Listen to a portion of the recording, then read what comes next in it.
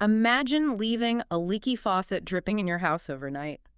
But instead of water, it is dripping $100 bills. Oh, man. Right. And to make matters worse, instead of just calling a plumber to fix the leak, you have to argue with this completely opaque automated system to figure out where your money went, let alone try to get a refund. Good luck with that refund. Exactly. And that is the exact nightmare scenario playing out right now for thousands of developers using OpenAI's newest coding agents. You buy what feels like this, massive, endless bucket of AI credits. Right? You ask the system to execute one simple software architecture plan. You step away to make a cup of coffee, and by the time you sit back down at your desk, your entire development budget for the month is completely vaporized. It is a terrifying reality to wake up to. I mean, Yeah. It fundamentally breaks the implicit contract we have historically had with software and cloud billing. Yeah, totally. Usually there is an expectation of total granular precision. Think about how we are used to operating. You spin up an Amazon Web Services server, it runs for exactly 1 hour, and your dashboard shows you a charge for, exactly fractions of a cent. Right. It's predictable. Exactly. You consume the compute, you get the bill, and the math always checks out down to the decimal point. We like that. It's comforting. Very comforting. But right now, in the world of autonomous AI coding agents, that highly predictable utility meter is basically broken. Yeah. It's spinning backward, it's spinning at light speed. In some cases, it feels like it's just catching on fire. It is the absolute definition of diagnostic muddy waters. So, welcome to the deep dive. Our mission today is to decode a massive, rapidly growing pain point in the developer community, which is this OpenAI Codex billable surprise. Yeah, it's a huge issue. It really is.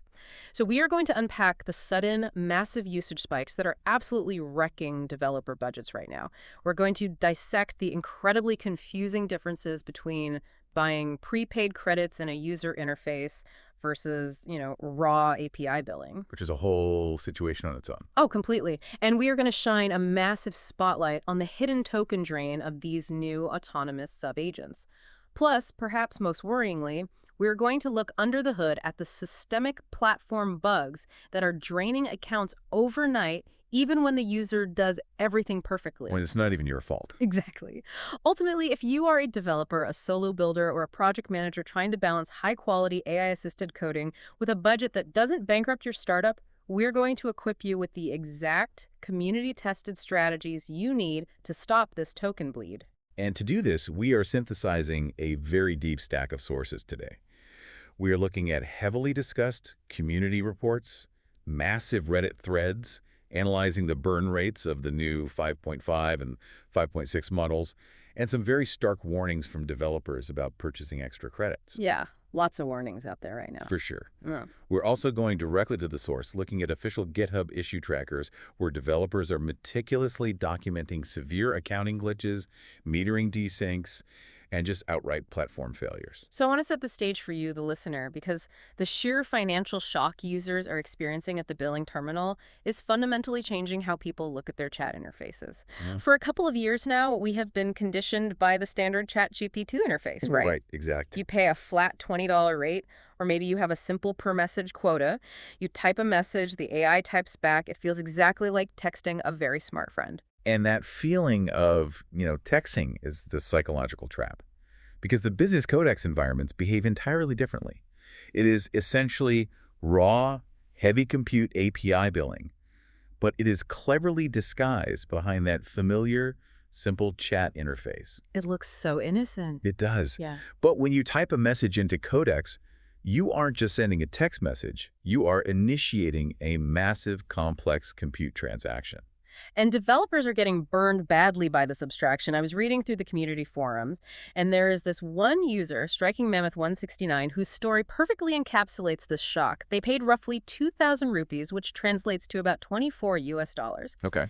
And for that, they received a bucket of 500 Codex credits. They looked at that number and thought, great, 500 credits, that should easily last me a week or two of coding. Which sounds reasonable. You would think so. So they sit down and they make one serious software planning and architecture request using the 5.5 high model. Now, we really need to pause here and specify exactly what that request entailed, because it is crucial to understanding the underlying cost mechanics. Yeah, go ahead. This user didn't ask the AI to just write a simple Python script or fix a typo. They asked the AI to analyze existing, expansive documentation, understand the overall system architecture, map out the user flow, and then explain back how it understood the entire project. Right. And to a human manager, that sounds like a totally normal, low-effort onboarding task for a junior developer. Like, hey, read these docs and tell me what you understand. Exactly. You wouldn't expect to pay a junior developer thousands of dollars for that single afternoon of reading. But the result in the Codex interface, this user's balance dropped from 500 credits to roughly 407 credits instantly. Wow. That single, seemingly basic onboarding request consumed over 90 credits, and then they made 2 more follow-up requests, and another 100 credits vanished into thin air. Nearly half their budget gone in 3 prompts. See, this highlights the core technical reality of how these large language models operate. What we have to understand is the concept of the context window and how the model manages its working memory. Okay, break that down for us. Well, when you ask a model for long context analysis, deep architecture thinking, and large structured outputs, you are forcing the model to hold massive amounts of data in its active memory. In technical terms, this involves something called the KV cache, which is the key value cache. The key value cache, right? Yeah. The model isn't just reading the document once and summarizing it like a human would. It is converting every single word, every snippet of code into mathematical tokens and storing them in a high-speed, highly expensive GPU memory matrix. Oh, wow. Yeah, and it has to do this so that it can dynamically reference the entire architecture simultaneously while it generates its response. Okay, let me make sure I'm wrapping my head around this. It's like hiring a master contractor to build a house, but you're paying their premium $300 an hour rate just to have them sit in a chair, read the instruction manual, and stare at the blueprints for hours before they even pick up a single hammer. That is an incredibly accurate analogy. You are paying for the cognitive load. You are paying for the space on the contractor's desk to roll out all those blueprints. The attention mechanism of a transformer model scales quadratically. Quadratically. So it gets way more expensive the more you add. Exactly. This means that as you add more context, like more documentation, more code files, the computational power required to understand how all those pieces relate to each other doesn't just double. It multiplies exponentially. Oh, man. That generates immense hidden token usage that you, the user, simply do not see in the clean, simple chat output. But I want to push back on this a little bit. Is this just a classic skill issue on the part of the developer? Because you look at the comments on that Reddit thread and you see other developers being, frankly, pretty ruthless. They can be. Yeah, one user said, you shoveled some huge context window at what I'm sure is a pile of slop. What did you expect? Skill issue. So, is this user error? Are developers just lazily dumping thousands of lines of messy code base into the prompt? Or is the system fundamentally opaque about what a prompt is actually going to cost? It is a bit of both, honestly. Yeah. But I would argue it leans heavily towards systemic opacity. Yes, if you feed unstructured, massive slop into a context window, an AI will spend an exorbitant amount of compute trying to parse and cross-reference that mess. Right. Garbage in, garbage out, but expensive garbage. Exactly. However, the system gives you absolutely no upfront estimate of the cost. Think about other cloud services. If you run a complex SQL query on a modern cloud database like BigQuery or Snowflake, the user interface will often warn you before you hit execute. Oh, right. It gives you a little warning. Yeah, it will say, warning, this query will scan 50 terabytes of data and cost you roughly $40. Codex does not do that. It provides zero forecasting. It just executes the compute and bills your account post facto. And the billing itself is where the community is getting really genuinely angry. Yeah. Because we aren't just talking about high compute costs, we are talking about massive markups. Right. Let me tell you about another user, Slumdog8. They posted a massive flashing red light warning to the developer community, explicitly telling people, do not buy extra usage credits in the UI. A very strong warning. Very strong. This user is a Codex Pro 20X subscriber. They hit their weekly token limits early because they were doing heavy development. They thought, no problem, I'll just buy some extra credits a la carte to get through the rest of the week. Which on the surface seems like a highly logical, business-friendly feature. If you're in the middle of the sprint and you need more compute, you just buy more compute. Exactly. Makes total sense. So they bought 1,000 credits for about 52 Singapore dollars, which is roughly 40 US dollars. And they got maybe 3 or 4 prompts out of it before the entire bucket was completely exhausted. Just 3 or 4 prompts. Yeah. They were stunned. So later, they did a direct one-to-one technical comparison, and this is where it gets really eye-opening. They took that exact same task. They tasked the 5.5 model on medium effort to mock up an HTML landing page with a payment flow, using their company's existing code base as a style A reference. very standard workflow, like, here is our design system, Yeah. build a new page that matches the existing UI. Right. A totally normal task. This task consumed about 16 million tokens under the hood. Using the prepaid credits in the Codex interface, this task cost the user their entire $40 bucket. But they calculated that if they had just taken that exact same prompt and those exact same reference files and run them directly through the raw OpenAI API using their own local script, it would have cost them roughly $12. $12 versus $40. That is a staggering price discrepancy. It's wild. The community consensus, based on these empirical reports, is that the prepaid credit system within the Codex interface is acting as a massive hidden markup. In many cases, it is up to 3 times more expensive than raw API usage. 3 times. Another developer commented on that post, calling the pricing borderline predatory, suggesting that the platform is basically banking on the fact that many users simply don't know the raw API exists, or they don't want to deal with the technical friction of setting up their own API pipeline and writing their own UI. And setting up a pipeline takes time. You know, it does. So if you are listening to this, the immediate takeaway is absolutely critical. If your workflow involves deep architecture thinking, system design, or large repository analysis, do not assume a batch of 500 credits will last a week. You must fundamentally retrain your brain to treat Codex prompts as heavy compute transactions, not text messages. Absolutely. And if you are a startup or a solo developer sensitive to price, you need to seriously evaluate if the convenience of the shiny Codex UI is worth a 300% markup over just building your own bare-bones API pipeline. Precisely. You are paying a massive premium for the graphical interface and the convenience of not having to write the API calls yourself. But while that high baseline cost of the 5.5 models explains a lot of the initial sticker shock, it doesn't explain everything. No, it doesn't. Even if you account for the 300% markup, the math still doesn't explain how someone loses a week's worth of credits while they're literally away from their keyboard. Yeah. What is the system actually doing when you aren't looking? That's the scary part. It is. To understand that, we have to look under the hood at how the newest models, specifically the 5.6 models, handle complex task delegation. Which brings us to the hidden multiplier. Because knowing that Codex bills like a compute engine explains why it's expensive to drive the car, but it doesn't explain why the gas tank suddenly empties out while the car is parked in the driveway. Exactly. To understand this, we have to talk about agentic workflows.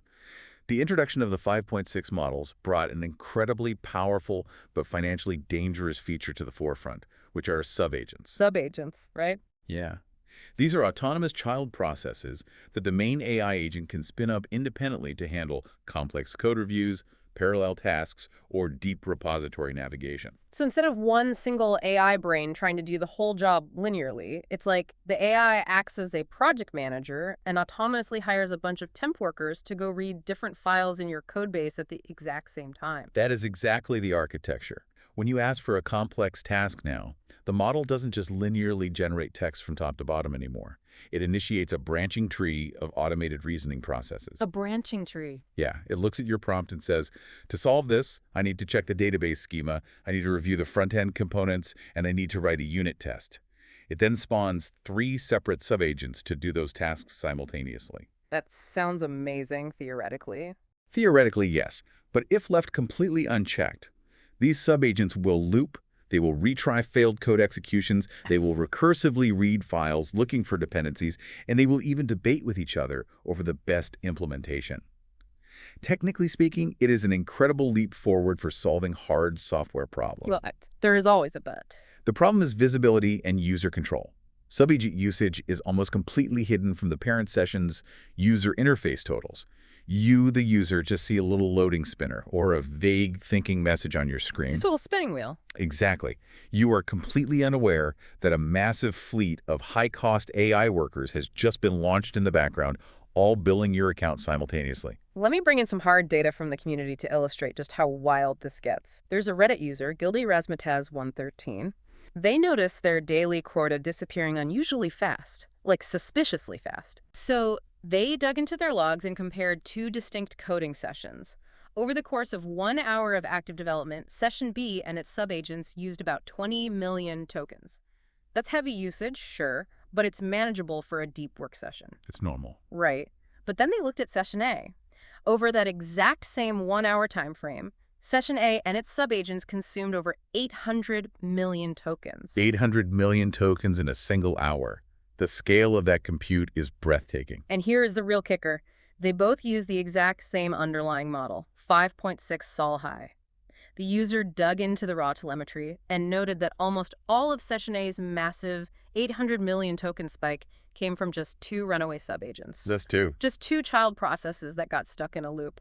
But from the user's perspective, looking at the main parent chat window, you couldn't see any of that happening. This brings us to a major technical flaw that the developer community has diagnosed as the inheritance bug. The inheritance bug. Yeah. According to the official documentation provided by OpenAI for the 5.6 models, subagents are supposed to be intelligent about resource management. They're designed to automatically step down their model and their reasoning effort based on the specific, narrow complexity of the task they are assigned. So if a subagent is just tasked with reading a simple plain text configuration file, it shouldn't need a massive reasoning model. It should just use a cheap, fast model to grab that text. Exactly. That is how the system is supposed to work. It should dynamically allocate resources. But in reality, developers are finding that this dynamic allocation is broken. The community has discovered that subagents simply inherit the parent session's exact parameters. Oh, Yeah. If you start your main high-level prompt using Sol High, which is the most expensive, highest reasoning model available, every single subagent spawned by that session also runs on Sol High. Oh, wow. So when the AI decides it needs to read that simple text file, it doesn't use a cheap model. It spins up an entirely new instance of the incredibly expensive Sol High model just to read it. You are burning premium, expensive tokens on the most trivial background tasks imaginable, simply because the system prompt constructor is lazily passing down the global session object to the child processes. Think about this like leaving the lights on in your house. Except, in this scenario, the lights are actually incredibly expensive, highly autonomous robots. You walk out of the room to get a glass of water, and instead of just staying powered on and waiting for you, these robots decide to completely renovate your basement while you aren't looking. Yep. They are drawing up architectural plans, ordering drywall, tearing up the floor, and charging you their premium hourly rate the entire time they are doing it. And you only find out when you finally look at your bank account and realize your basement is now a fully permitted luxury home theater that you never actually asked for. Right. But let me ask you this, because this feels like a contradiction. OpenAI built these newer models, the 5.5s and 5.6s, and marketed them specifically as being more token efficient. If they are genuinely more efficient at coding, how did we end up with a system that feels hungrier than ever? Are we actually getting more efficiency per token, or did they just build a much faster engine that burns through fuel way quicker? It is a fascinating phenomenon, and it's known as the paradox of automation, or Jevons paradox. Jevons paradox. Yeah. The core model itself, like the neural network, might actually be slightly more efficient at understanding a specific line of code per token than the older models. But because the overall system is now capable of autonomous exploration, because it can spawn subagents, autonomously search through your entire repository, and automatically retry failed unit tests without asking you, the total volume of tokens processed skyrockets. So it's not that the car gets worse gas mileage. Exactly. It's not that the car gets worse gas mileage. It's that the car is now autonomously driving itself back and forth across the country while you sleep. The efficiency per mile is better, but the total miles driven is astronomically higher. That makes total sense. And because the user interface entirely lacks the agent tree breakdown needed for you to monitor that cross-country road trip, you're completely blind to the fuel being burned. So the immediate takeaway for you listening right now is critical. You have to monitor the children, not just the parent. Subagents are a wildly powerful feature that can write incredible software, but treating them as a free inclusion will absolutely bankrupt your token budget. If you are experiencing mysterious quota drains, you have to look deeply at your agent configurations and assume that every background task is running at maximum cost. But this raises an even more concerning question. What happens when the user does everything right? What if a developer meticulously manages their subagents, explicitly uses the correct, cheaper models for background tasks, budgets perfectly, and their credits still vanish into thin air? And that is the perfect pivot because we need to move away from user error, away from expensive UI markups, and look directly at systemic platform failures. We are talking about the ghost in the machine, bugs, glitches, and catastrophic metering desyncs. For this, I spent a lot of time diving into the official GitHub issue trackers for OpenAI Codex because this is where the really hardcore systemic failures are being documented by senior engineers. And if we connect this to the bigger picture, a reliable developer platform requires absolute foundational trust in the billing mechanism. If you are building a business on top of an API and the utility meter is broken, the entire ecosystem falls apart. You cannot forecast costs, you cannot quote clients, and you cannot scale. It's impossible. Exactly. Hmm. And the GitHub issues paint a very concerning picture of a massive state desync between the billing infrastructure and the actual usage enforcement infrastructure. Let me walk you through some of these reports because they are wild. I was reading through GitHub issue #18083, which was opened by a user named Gracious Gazelles. They are a pretty advanced user, running a custom Codex CLI fork on their local machine.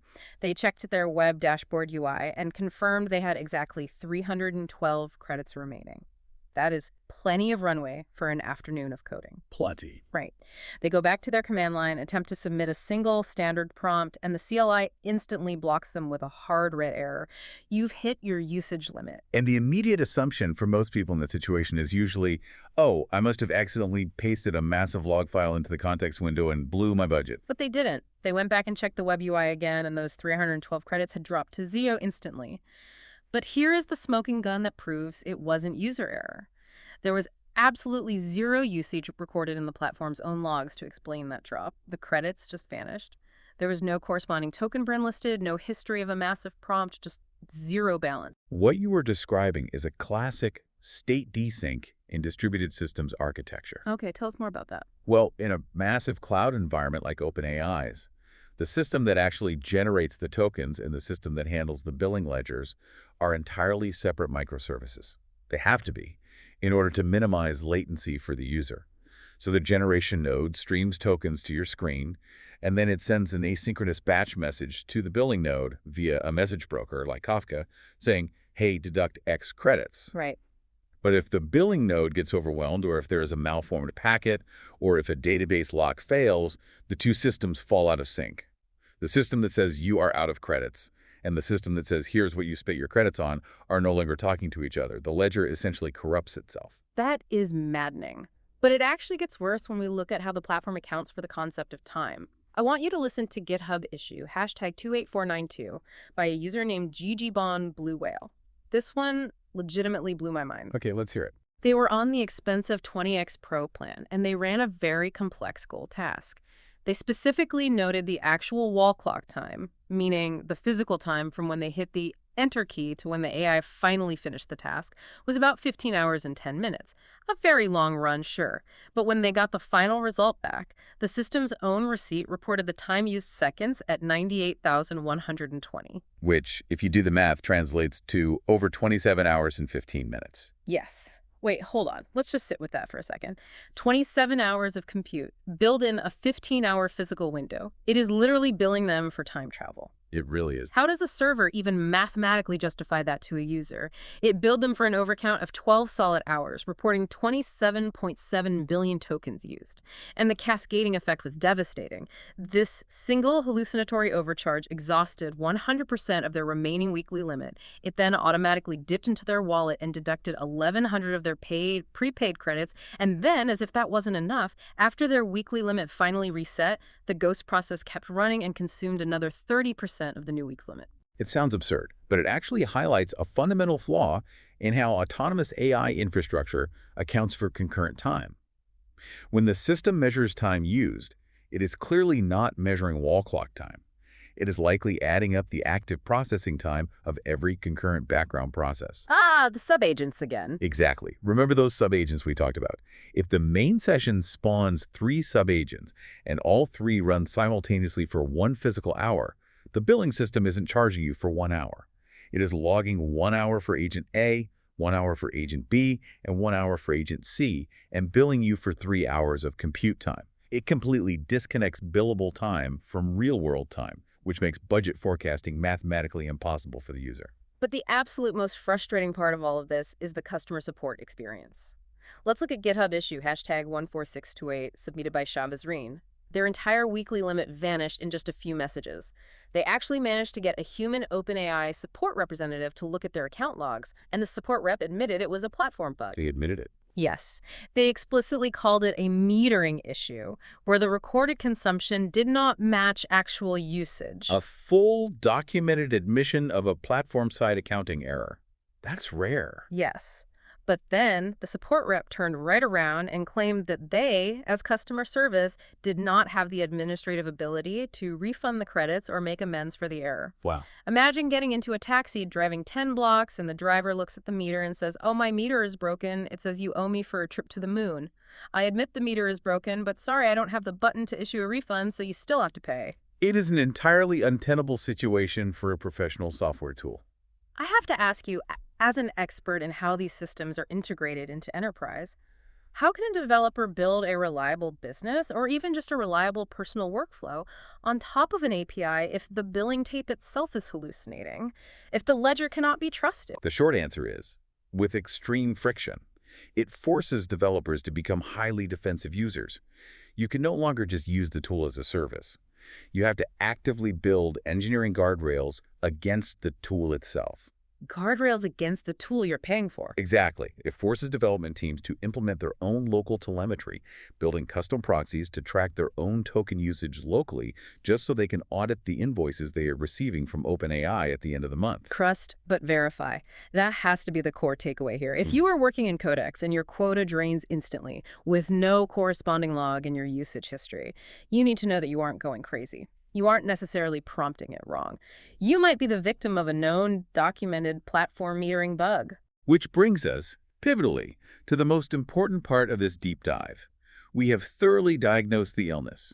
We understand the massive markups on prepaid credits, we see how runaway subagents are burning tokens in the background, and we acknowledge the stark reality of platform accounting bugs. Now it is time to prescribe the cure. Because people are still using these tools and they are building incredible things. Exactly. Some elite developers are surviving and even thriving in this token economy.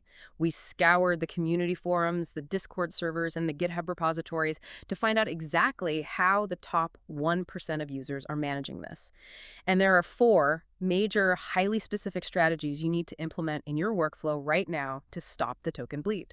The first strategy, and arguably the most impactful for your daily budget, is what the community has brilliantly dubbed the Soluna stratagem. I absolutely love that name. It sounds like a secret maneuver from a sci-fi novel. It does, but the underlying concept is grounded in very basic traditional project management. The core rule is this: do not use the 5.5 high or full models for everything. You have to be deeply intentional about your model selection. Okay, so how do we split it up? You must reserve Sol, or even just the standard expensive ChatGPT 4.0 model, strictly for high-level planning, initial architecture design, and generating the specific prompts for the subtasks. For the actual manual labor of coding, the typing, the file editing, the boilerplate generation, you switch entirely to Luna, which refers to the 5.4, 5.4 mini, or 5.4 low-effort models. There was a user on Reddit, Lord Puddingcup, who made a fantastic point about this. They said that Luna is more than enough intelligence for 90% of your ticket-by-ticket implementation work. And if you're using the CLI, there is a great workaround to automate this.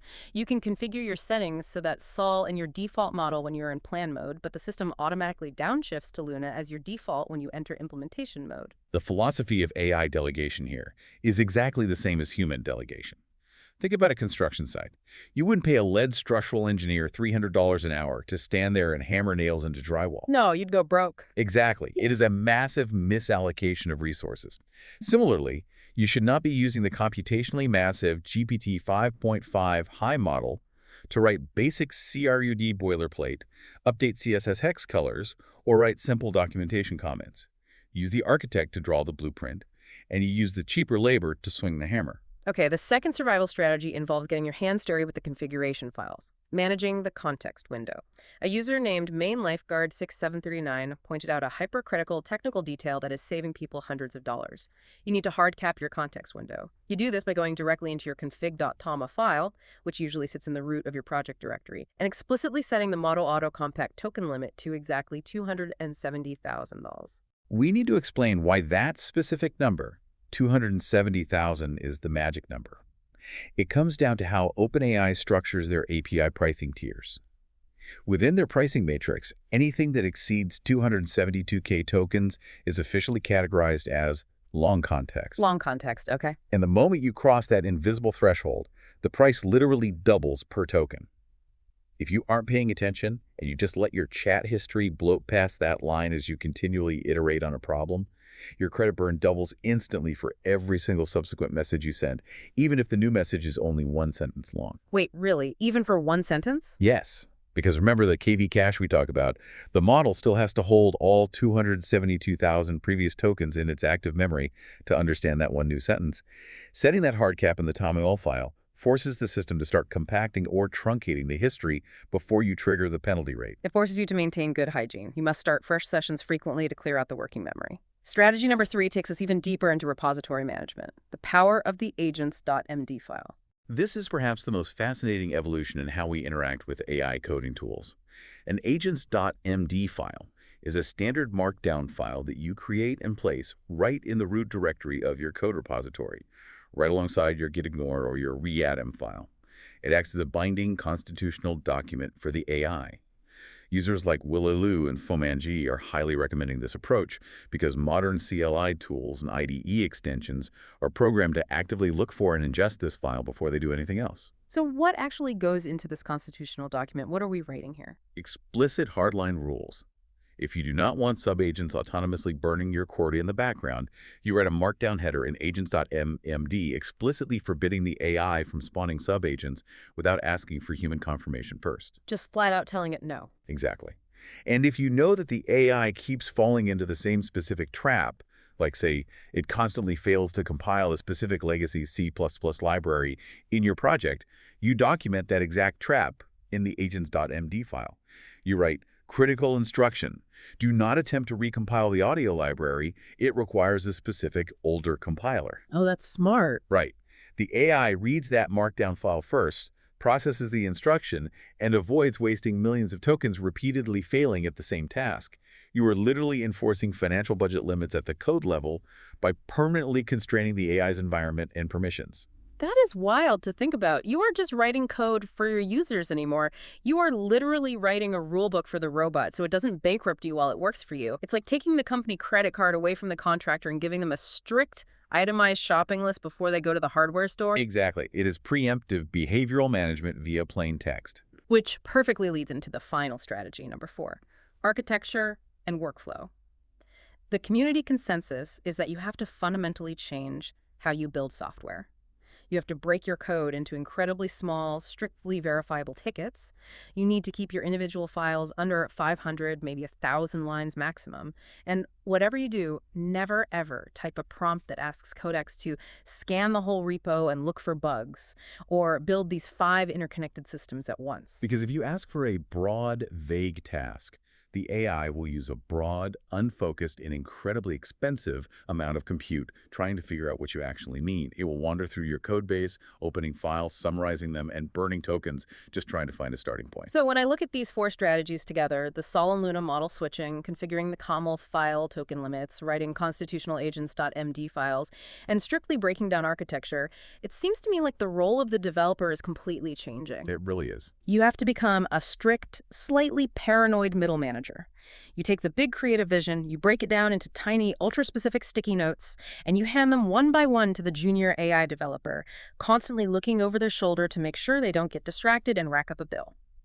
I have to ask you, is the magical era of just typing "build me an app" into a prompt box officially dead? Does true AI productivity now require us to be better project managers rather than better syntax coders? It is the exact paradigm shift we are experiencing right now. The Build Me an App prompt was a fantastic demo-era illusion. It looked great on social media, but in production, building real, scalable software with AI is rapidly becoming a rigorous discipline of systems engineering and resource management. Yeah. The actual act of code generation, the typing of the syntax, is becoming commoditized. The true, highly compensated value of a modern developer is now found in how efficiently they can direct, constrain, and audit the raw intelligence that is generating that code. And that is the massive, actionable takeaway for you listening today. You can dramatically cut your codex costs and survive this new token economy, but it requires active, vigilant management. You can no longer just hit enter and walk away. You have to explicitly separate the thinking models from the typing models. Crucial step. Yes. You have to dive into your configuration files and hard cap your context window to avoid that massive 2x long context penalty. And you absolutely must utilize strict repository rules like creating an agents.md file today to rein in the autonomous behaviors that are secretly draining your wallet. It requires a level of architectural discipline that many developers haven't had to exercise before. But those who master it are achieving incredible velocity without the massive bills. It really does require a new mindset. So let's briefly recap the incredible terrain we've navigated today. We started by confronting the sheer shock of prepaid credit markups, realizing that the clean, simple chat interface is actually hiding a very heavy, very expensive compute engine that can cost up to 3 times more than just building your own API pipeline. We pulled back the curtain on the hidden token burns caused by inheriting subagents, those autonomous worker drones that blindly stay locked on the most expensive reasoning models and rack up hundreds of millions of tokens in the background while you grab a coffee. We faced the harsh systemic reality of platform metering bugs and state desyncs, where credits vanish into the ether, 15 hours of physical work is hallucinogenically billed as 27 hours of compute, and customer support tells you they don't even have a refund button. But we also looked at the community's brilliant tactical resilience. We explored how developers are mitigating the damage through highly careful model delegation, aggressive context management, and writing constitutional rules directly into their code bases. We have covered a massive amount of ground today, but before we wrap up, I want to leave you with one final provocative, forward-looking thought based on everything we've uncovered. Yeah, let's hear it. Well, actually, I'll pass this one to you. When you look at the trajectory of these tools, where do you see the financial control aspect heading? Okay. Well, we are currently seeing early AI agents spawning subagents that are effectively spending real human money without explicit per-transaction permission. As we move closer to more advanced systems, perhaps even approaching AGI, these agentic trees are only going to become deeper, more autonomous, and vastly more complex. Right. It raises a profound societal and engineering question. How will we define financial authorization in the future? Will the massive coding projects of tomorrow literally require an AI financial auditor subagent? An AI whose sole, explicit job is to follow the AI lead developer around the code base, auditing its prompts, calculating the token burn in real time, and slapping its virtual wrist when it tries to overspend the project budget. A literal robot accountant endlessly arguing with a robot engineer over the compute budget while the human manager just watches the dashboard. Wow. What an absolutely wild world we are building. Indeed. You'll be fascinated to watch it unfold. Thank you so much for joining us in the deep dive today. Remember, the ledger of AI billing might feel broken and opaque right now, but you do not have to let it break you or your startup. Go check your context windows, build that custom agents.md file in your root directory, keep a close eye on those subagents, and above all, stay curious. We'll see you next time.